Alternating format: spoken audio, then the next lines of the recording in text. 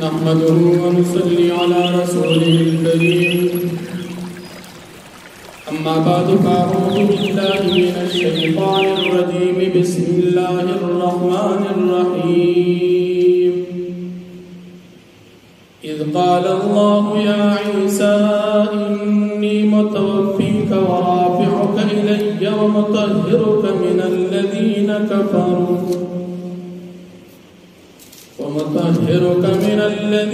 كفروا وجاعل الذين اتبعوك فوق الذين كفروا إلى يوم القيامة ثم إلي مرجعكم فأحكم بينكم فيما كنتم فيه تختلفون صدق الله العظيم. سورة آل عمران دريما پارا 55 نمبر آیت تدی رکو دا مکی رکو سرا ربط او مناسبت دادی چی پا مکی رکو کی دا عیسیٰ علیہ السلام فضائل ذکر شو پا دی رکو کی ہم دا عیسیٰ علیہ السلام فضائل ذکر کی یا پا مخی رکو کی دا عیسیٰ علیہ السلام پا بارکی دا یہودیانو تدابیر ذکر کی او پا دی رکو کی دا عیسیٰ علیہ السلام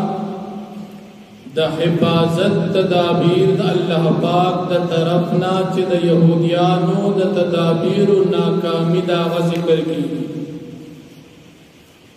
عیسیٰ علیہ السلام پبارکی یہودیانو مختلف تدابیر نیولی یو تدبیر دا عیسیٰ علیہ السلام پبارکی دا یہود دو چی عیسیٰ علیہ السلام گرفتار کی دویم تدبیر دا یہود دو چی عیسیٰ علیہ السلام پانسی کی دریم تدبیر دا یہود دو چی عیسیٰ علیہ السلام دا لاش بے حرمتیوں کی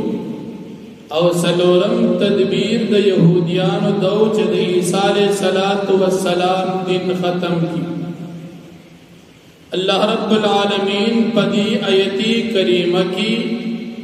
دا یہودیانو دا تدابیر ناکامی ترتیبوار ذکر کئی. یہودیانوی چاہ عیسیٰ علیہ السلام منگ گرفتار کو اللہ رب العالمین وعد عیسیٰ علیہ السلام سر اوکا چی زبتا ددوی دا گرفتارے نہ بچ کر تابزو روگ جوڑ ددوی نہ محفوظ کر. دویم تدبیر دا اقویدو چی عیسیٰ علیہ السلام توی تاب منگ پانسی کو اللہ پاک کو فرمائل چی تاب زردین اسمانون تو اچت کم چی پانسینا پا بچ. دریم تدبیر ددوی دو چی عیسیٰ علیہ السلام بھی عزتیوں کی اللہ رب العالمین وعدو کری عیسیٰ علیہ السلام سرا چی تاب زردوی دبی عزتے او بی حرمتین اساتا. او سلورم تدبیر ددوی دو چی عیسیٰ علیہ السلام دن ختم کی او یہودیت غالب کی اللہ رب العالمین عیسیٰ علیہ السلام سرواد اکڑا چی کم خلق تا پیغمبر منی زباغی تا عزت ورکو او دا یہود بززلی لکم ومغرنگ اصول. عیسیٰ علیہ السلام عیسیانم پیغمبر منی او عیسیٰ علیہ السلام مسلمانان ہم پیغمبر منی یہودیان عیسیٰ علیہ السلام نمانی تو تر قیامت پورے بدا یہود ذلیل ہوئی. نبی کریم صلی اللہ علیہ وسلم پر دور کی دا دنیا سخترین عذابون دنیاویہ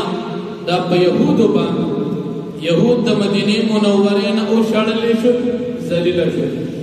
یہودیان باندے ٹک کو لگی دو ذلیل شو یہودیان قتل کری شو ذلیل شو یہودیان ونز غلامان کری شو اگر ذلیل شو. یہودیان خویلیو چی من بغالب ایو اللہ پاک اغی ذلیل کرل و دا یہودیان تدابیر ناکام شل اور اللہ پاک تدابیر دا عیسیٰ علیہ السلام پبارکی اگر ڈول کامیاب شو. بل پدی آیتی کریمہ کی ردی پا مرزا غلام احمق قادیانی ملعون بان مرزا غلام احمق قادیانی ملعون وی چې عیسی علیہ السلام قتل شوی اللہ پاک فرمائی چنا ورافعک الی تما اسمان ته اوچت کړي نو ژوندې مروغ جوړ اوچت کی قادیانان دروغ وي چې عیسی علیہ السلام قتل شوی او متوفیکا تابز قیامت ته نږدې وفات کو عیسی علیہ السلام ژوندې دی وفات ندی دا زموږ د مسلمانانو ایمان عیسی علیہ السلام قیامت ته نږدې راځي سلویخ کال اسلامی حکومت قائمی دا یهودیان چې کوم پلار دی دجال هغه په قتل کوي هغه نه بعد عیسی علیہ السلام وفات کیږي او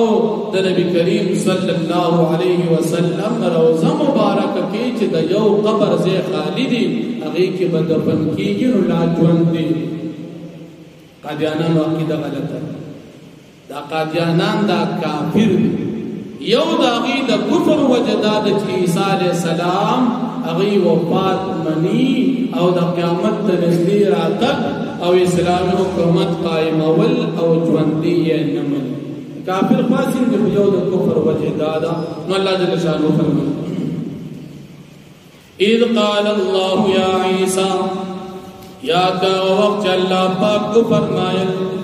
اے عیسی علیہ السلام انی متوفیکا یقینا تاسو اوچتو زتا پورا قبض کو جسم سر دروغنا ورافعک الی او تاسو اوچتو اسمانون طرف تا یا انی متوفیکا یقینا تاسو وفات کو قیامت نزدې استاد وفات وخت اوس نه دی بیا به وفات کو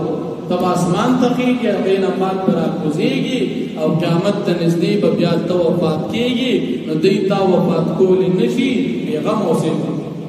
ورافعک الی او فی الحال تاسو چې توون کې مسمان طرف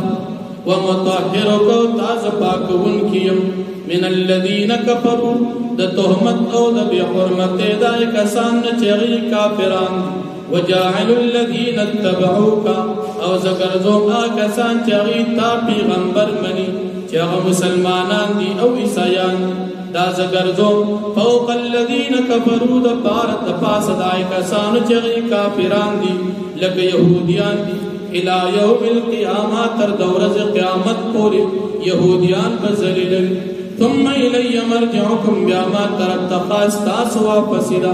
فاحكم بينكم بابز فيصلوكم فما بين استاسوا فيما كنتم فيه تختلفون باغسكي چتاسو باغي کې اختلاف کوي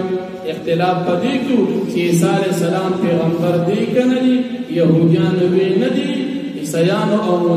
مسلمانان وی چې پیغمبر دی الله به فیصلو کی د مسلمانانو په حق کې او د يهوديانو تکذیب براشي فاما الذين كفروا بسرا کسان چې کافران دي لکه يهوديان فاعذبهم عذابا شديدا فسب عذاب ورکم دي عذاب ډیر سخت په دنیا په دنیا کې يهوديان عذاب په دنیا کې د دې قتل کول دي د دې وینځ غلامان کول دي او په دې باندې ټیکسونه لګول دي د خپل کورونو بستل دا الحمدلله نبی علیہ الصلوۃ والسلام په ابتدایي دور د هجرت نه بعد يهوديان سره دا معاملې شوه دنیا کې دا والآخرت او آخرت کې يهوديان د پاره په آخرت کې جهنم وما لهم من ناصرين او نبي د دې د پاره هیڅ مددگار واما الذين امنوا وكسان چغي مؤمنان وعملوا الصالحات وعمل نکړي د نیکه فيوفيهم اجورهم فصبر ورک الله پاک دیتا اجورهم د دې ثوابونو د دې بدله والله لا يحب الظالمين او الله جل شانه من النساتی د ظالمان سره ذلك نتلو عليك دا واقع او قصه منګلو پیغمبر علیہ السلام پتا باندې من الآیات د نقو د قدرت د الله پاک نا چې ستاد نبوت دلایل او ذکر الحکیم او نصیحت او د حکمت خبرې واقع